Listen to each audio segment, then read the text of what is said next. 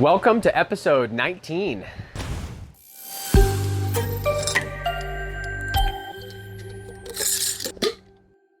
Today we're on day 10 of flower, which means we're rounding out the end of stretch. You can see they've been growing a lot in here. And so today what I want to address is how tall they've gotten. You can see that we put this second layer of screen on. It's already hitting it here in Quadrant 1. Back in Quadrant 2, we're definitely jumping through. I'll show you each quadrant today, give you a little bit of an update, talk about how much they're drinking water, things that might have changed. Also, today I want to let you know that I'm leaving town. And so we're gonna have a guest appearance. We're gonna have someone come in and make sure that they continue the YouTube series while I'm gone. It won't be that long, and we've already got some documented content, so I'll be back very soon. However, I did want to prepare you. Part of that is just showing you how easy it is if you live a busy lifestyle, if you've got to leave town for any reason. These different styles, they will lend themselves to that busy lifestyle, and you can still grow your own. And I think that's really important, and we'll show you how we do it. Let's get started. Well, I'm looking here at Quadrant 1, and one of the things that I see is that there's a number of different leaves that I want to go start cleaning up in here. And so this doesn't have to be done all at once, and I wanted to address things that most growers do as they're checking in on their grow for the day. Part of the benefit of manual watering, even though these are automatic, I still need to check them every day, and they are drinking just a little bit less. They didn't go through the full container.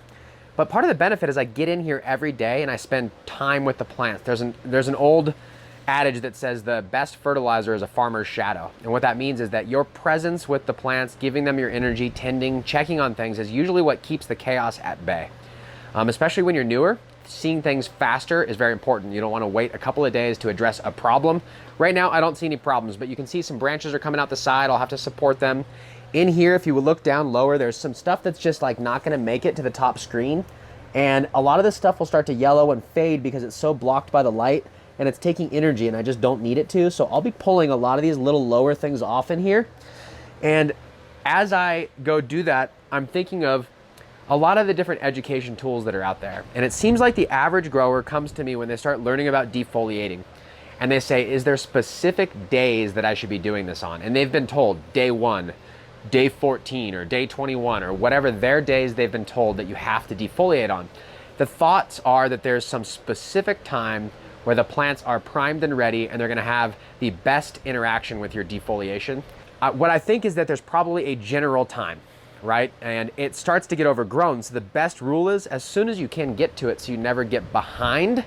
However, you don't need to be here every single day doing it. A lot of times when it comes to large commercial grows, labor is your most expensive cost, and you have to do labor in waves. So it makes a lot of sense from like a chef perspective if someone asks you, what day do I defoliate? To say day 1, day 14, because you have an answer. And on a commercial scale, you need to have your labor force ready to go do that. In your home grow, you could do it every day by just pulling a couple here and there. If you're like me and you're fairly busy, it makes sense to address it at a certain point and really get it clean. That way you're always ahead and you're never behind schedule. If I were to let this hang the rest of the grow, some of it's gonna get crispy and start to just yellow because it's so far below the light. And I'm gonna preempt that by removing it. But beyond that, I've got not a lot to do right now. When I leave, the instructions that are in here are gonna say, look down the tube, water when it's empty. The instructions over here are gonna say water 1 chapin full, 3.5 gallons every other day. And as the plants slow down from their stretch, back off to less than a chapin every other day. And maybe wait 1 day extra sometimes. That's the only instruction. If the water comes out the bottom, we've watered too much. And as long as the plants are happy, they're happy. So this one's the easiest to tend to while I'm gone.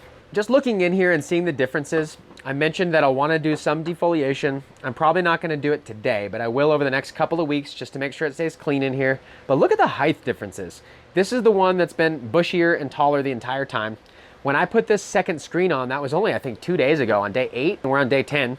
And all these were below the screen, and now they've all jumped up. So in 2 days, we've added inches of growth across a number of different tops. Other ones that were down low are starting to reach up to the top. And then over here on the Bransons, this one was actually below the screen a couple days ago, and we're a little worried that it just wasn't gonna stretch at all.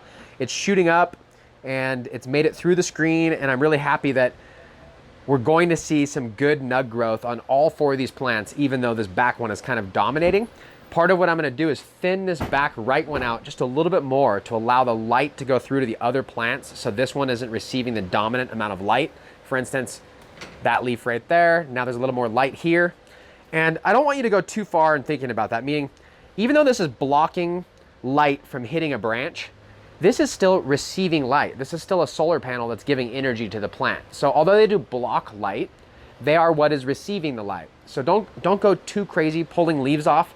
All I will say is that this plant has a lot more, and so I'd rather remove some of the leaves from this plant to unblock the light from the other plant that obviously can't receive light through the leaf from another plant. So part of that is just interaction. The other part is airflow. And so I want to make sure that I have good airflow in here, and I don't have, what'll happen is you'll see leaves that are resting on each other, and they'll start to actually get, I don't see any. In the morning mainly, you'll see dew, and you'll see condensation on the leaves where they overlap and touch each other. And when the leaves overlap and touch, and you get dew and condensation, if that just starts to get matted in there and you never clean it up, it can start to cause vectors of disease. It can cause places where there can be mold and mildews and things like that. And although I don't think it'd be a problem in here, you always want to stay super clean and stay ahead of it, because we've already brought enough bugs and compost and everything in here. We don't need to add to it. I'll throw those leaves in there. Let's go over to this quadrant. One of the things that's really neat is that these are all the same genetics over here. So while there's two different ones over here, the halitosis and the Branson's Royal, and they're taking over the canopy at different rates, over here it's a lot more uniform, and that's because they're all the Branson's Royal Revenge. They are from seed, so each one of these is slightly different from each other, and depending on the types of seeds that you're growing with, they can be wildly different from each other.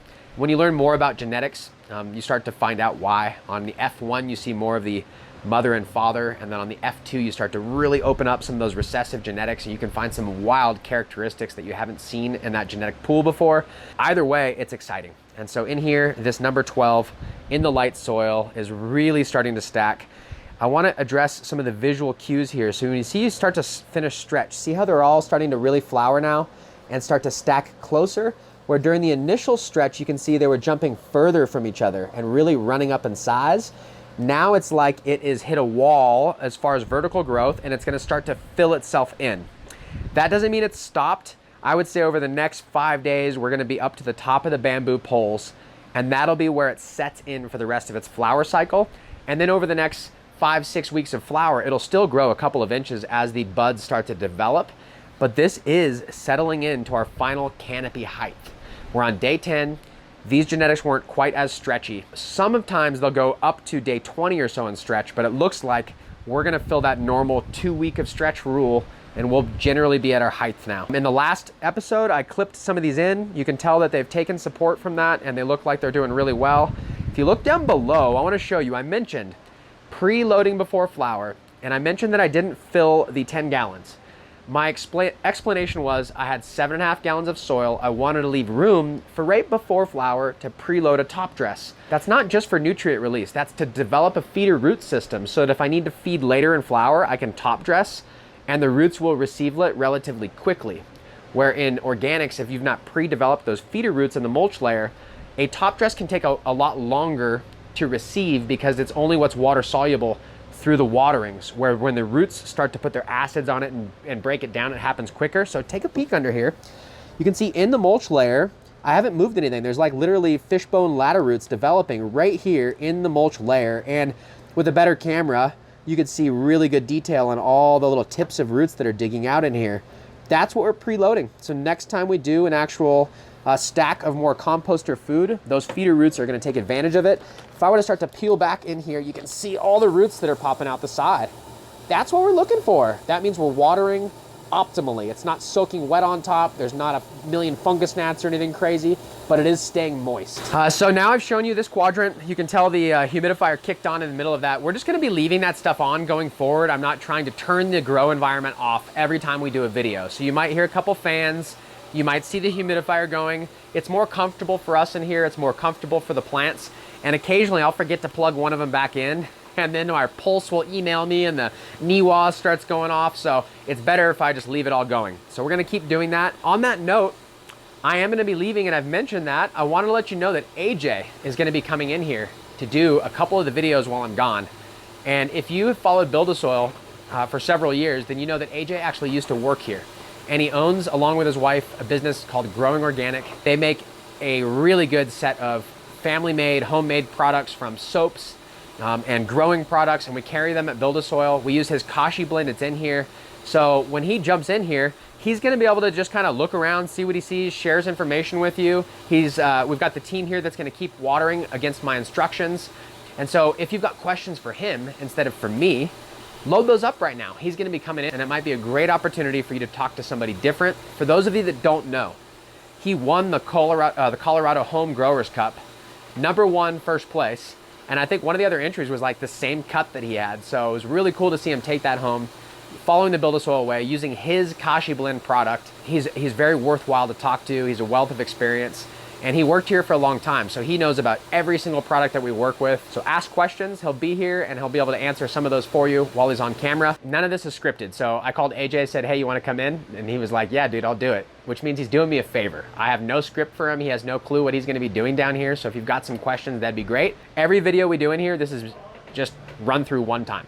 We do a little bit of editing so I can cut out some of the lag and ums, or if we have to talk about something while I go grab a product, but we just run through it, get after it, and that's what we like to do. Take a look at something over here in the lettuce. So this is Quadrant 4. We're gonna go and harvest this, but I've been waiting for this to happen. One of the things I mentioned is that you can just keep cutting the lettuce and keep growing it back and keep eating it. But eventually, in the greenhouse, after 3 or 4 cycles, we just replace the bed. Here's why. It's bolting. Now we're on 12-12, which makes sense. They've had some sort of lighting change. And so now they're shooting up saying, I want to produce seed. When that happens and it starts to grow like a regular plant with a stalk instead of lettuce, it starts to get a little more bitter. It doesn't taste as good, and that's what they call bolting. You can see this one's starting to do it too. So what I'm gonna do is harvest all of this, and instead of letting it grow back, I'm actually gonna completely harvest it, feed it back to the worms in there, and then we're gonna decide what to plant in here. Maybe while I'm gone, AJ will plant some seeds in there. Maybe not. Like I said, it's not scripted, but that's one opportunity I see. Beyond that, peppers, tomatoes look really good. Look over there though. Those are the clones. I brought them in here. Obviously we're on 12-12, so I can't leave them in, but I've got this rack with the cypress light on there. And so I wanted to get them in the good light for the day. I'm setting up the 4x4 veg tent where they're gonna hang out as mom plants. That's one cutting of every plant that's in here. And if you've noticed, if you've followed along, it's not even been 2 weeks since we cut those cuttings. They've already rooted. We had 100% success on all the cuttings in that tray. We chose our favorite ones, and 100% of the ones we transplanted into the light soil have already got new growth. The dome's already off, which means that they're no longer babies, they're ready to grow. So that makes me feel really good when I'm about to leave town, that those are gonna be happy. All the crew has to do is make sure there's a little bit of water on there the whole time, and then when we get back, we're gonna be up potting those in 1 gallons, keeping those as like healthy, happy moms until we've decided that it's time. What I mean by that is we've now harvested, we've talked about it, we've made our selection. We're gonna choose one of those for the next round in here. We're gonna fill it up with a monocrop. Maybe we can learn a little bit of lessons between the different quadrants we do in here next cycle, because we'll be running identical clones in here instead of from seed, where they're all gonna be slightly different no matter what we do. So lots to look forward to. Next cycle, we're gonna be running from cutting, which means that we can do some more comparative stuff. We've got 3 different quadrants. We could do 4 quadrants, but to keep plant numbers, we'll probably keep 3 for cannabis. What should we do next cycle? I'm gonna keep the 3x3, I think, for sure, so we can no-till it. I can ditch the earth boxes and we can try something completely different. I can keep the earth boxes and put them head-to-head against something. I'm thinking in this quadrant, we're gonna change out the 10 gallons instead of no-tilling them and go to some other system. And I was thinking even making it more extreme, because people seem to like the small containers. I tend to gravitate towards the big containers.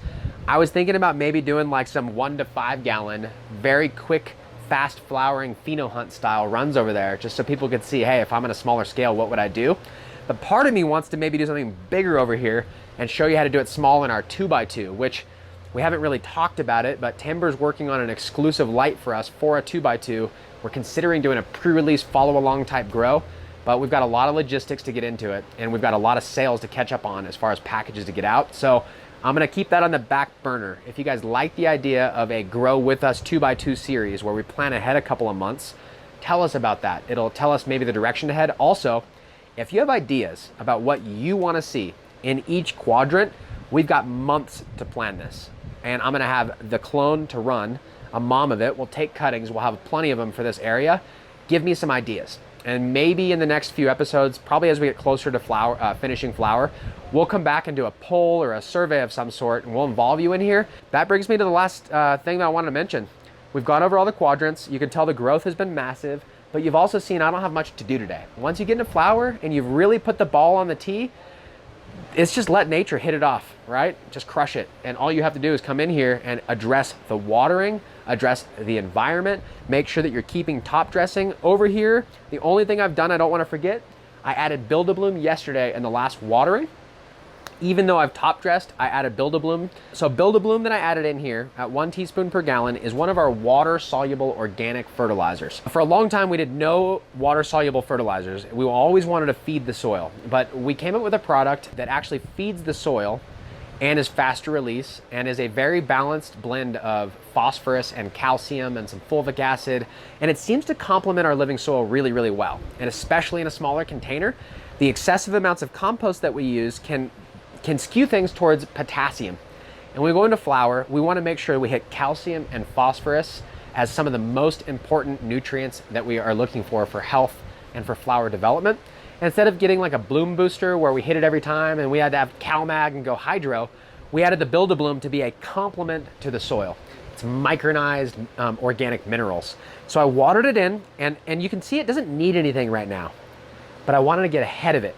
I've already got the top dress, I'm leaving town, so I gave it Build-A-Bloom one time. They reacted really, really well. They're setting flower, and then that's it. When I'm gone, all that's gonna be happening is plain watering. And then when I get back, I'll address their need and decide what I'd like to continue to feed. Do I wanna brew a compost tea? I think that what I'll have happen is when I leave, in the first week that I'm gone, we'll probably have AJ or someone in here do one top dress on all 4 of these containers, one top dress on the earth boxes, nothing on the 3x3. That'll ride it out until I get back. When I get back, we'll do an update video where I walk you through and decide, based on the visuals that we're seeing, is there anything better we can do to increase the yield? The reason why I want to mention that it's not fully planned out from the beginning is that part of being a farmer and gardener is being a good steward. That means that we're also listening to our plants' needs as opposed to just guessing what they want far in advance. That's it. We went through everything. As usual, if you have questions, throw them in here. A little different this time. AJ is going to be up next, so make sure you maybe throw a few unique questions for him, knowing that he won the Colorado Home Growers Cup, knowing that he makes a kashi product. He's got a lot of unique skills when it comes to fermenting. Might be a question or two there. He really changed the game here, really helped step up our shipping department, moved into management, was an excellent grower. So all around, just excited to have him as a friend, especially excited to have someone of his caliber coming down and check on the grow. And I would trust all the guys here to do it, that work here, but they're buried in phone calls right now. We're all trying to get orders out, so I don't want to take any of their time away. Branson, who works here, the Branson's Royal Revenge is actually named after him. He's going to be tending to these plants 4 days a week, actually driving down on Sunday to water them. So it's a team effort. If we didn't have those in 10 gallons, I probably wouldn't have someone coming down on a Sunday. That's all we have to do. When we get back, we'll talk about the rest. And again, if you've got questions, put them in here. Until then, we're going to keep it short this time, and I'll see you on the next video.